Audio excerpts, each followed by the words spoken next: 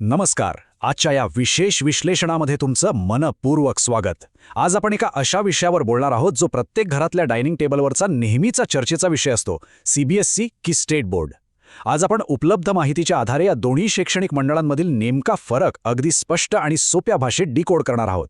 हा निर्णय विद्यार्थ्यांच्या भविष्याला आकार देणारा असतो, त्यामुळे कोणताही निर्णय घेण्याआधी त्याचे सगळे पैलू समजून घेणं अत्यंत गरजेचं आहे.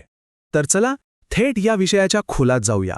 आजच्या या चर्चेचा रोडमॅप कसा असेल?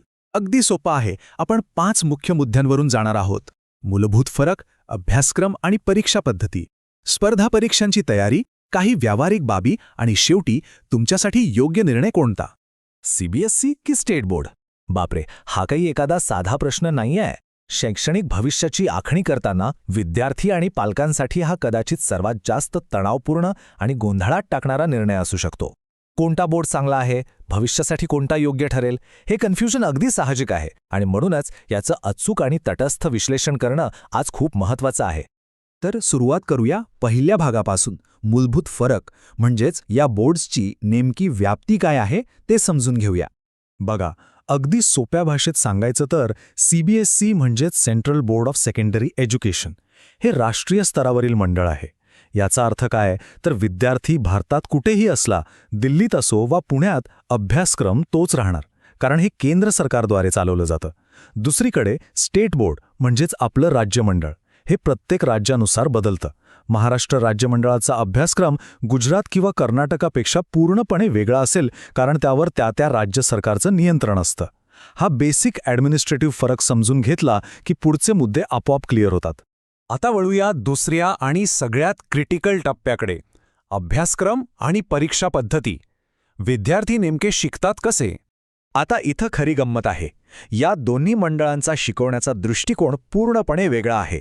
सीबीएसईचा अभ्यासक्रम हा प्रामुख्याने कॉन्सेप्ट बेस्ड किंवा संकल्पनांवर भर देणारा असतो आणि तिथे एनसीईआरटीच्या पुस्तकांचा वापर होतो. या उलट स्टेट बोर्डचा अभ्यासक्रम थोडा पारंपरिक आहे. इथे थिअरीवर जास्त भर असतो.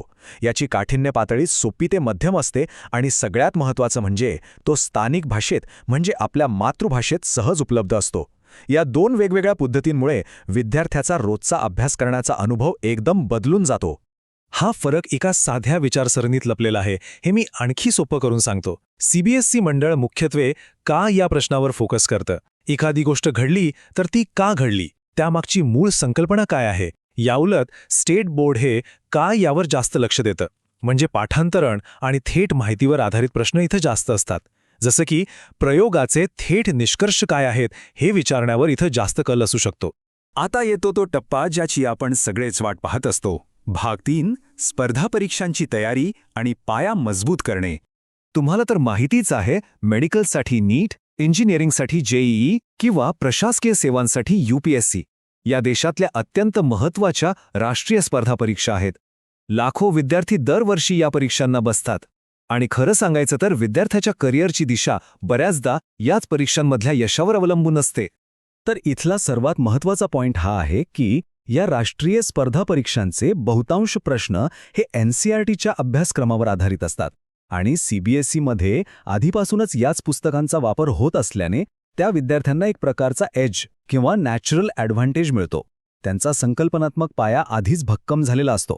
याचा अर्थ असा अजिबात नाही की स्टेट बोर्डचे विद्यार्थी या परीक्षा क्रॅक करू शकत नाहीत. तेही करतात, फक्त त्यांना थोड्या एक्स्ट्रा अभ्यासाची आणि स्पर्धा परीक्षांच्या दृष्टिकोनातून वेगळ्या तयारीची आवश्यकता पडते. एवढंच. अभ्यासाच्या गोष्टी तर झाल्या. आता भाग 4, व्यावहारिक बाबी. आपण थोडा प्रॅक्टिकल आणि खऱ्या आयुष्यातल्या लॉजिस्टिक्सचा विचार करूया. आणि हे 3 प्रमुख व्यावहारिक घटक कसे काम करतात हे एकदम ब्रिलियंटली स्पष्ट होतं. समजा कुटुंबातील नोकरी अशी आहे जिथे वारंवार बदल्या होतात.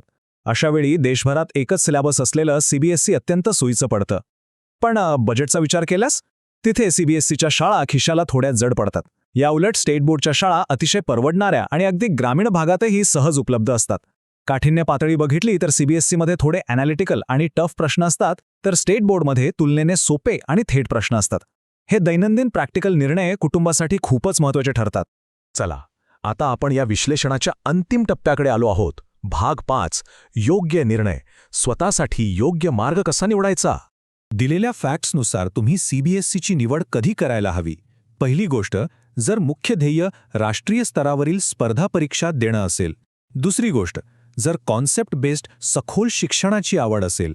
आणि तिसरी सर्वात महत्त्वाची गोष्ट, जर नोकरीमुळे कुटुंबाच्या वारंवार राज्याबाहेर बदल्या होत असतील, या अटी लागू होत असतील, तर CBSE हा तुमच्यासाठी एकदम परफेक्ट आणि लॉजिकल चॉईस ठरू शकतो. आता नाण्याची दुसरी बाजू बघूया. स्टेट बोर्डची निवड करणं कधी स्मार्ट आणि प्रॅक्टिकल ठरू शकतं. जर शिक्षणाचं बजेट थोडं लिमिटेड असेल, स्थानिक भाषेतून किंवा मातृभाषेतून शिक्षण घेण्याला तुमचं प्राधान्य असेल आणि शालेय परीक्षेत तुलनेने सहज उत्तम गुण मिळवणं हे उद्दिष्ट असेल. प्रत्येक विद्यार्थ्याची आणि कुटुंबाची गरज वेगळी असते, त्यामुळे हा पर्याय अतिशय सोयीस्कर आणि योग्य ठरू शकतो. मित्रांनो, या संपूर्ण विश्लेषणाचं सार या एकाच वाक्यात लपलेलं आहे. दोन्ही मंडळे उत्कृष्ट आहेत. योग्य निवड ही पूर्णपणे तुमच्या विशिष्ट शैक्षणिक ध्येयावर अवलंबून असते. कोणतंही एक मंडळ दुसऱ्यापेक्षा भारी किंवा कमी नाहीये. प्रत्येकाचं स्वतःचं असं एक वेगळं महत्त्व आणि उपयोगिता आहे. आता सगळी माहिती आणि फॅक्ट्स तुमच्या समोर आहेत. शेवटी प्रश्न हाच उरतो, तुमच्या स्वतःच्या उद्दिष्टांच्या आणि गरजांच्या आधारे ठरवलेल्या शैक्षणिक मार्गाशी कोणता बोर्ड सर्वात चांगला जुळतोय.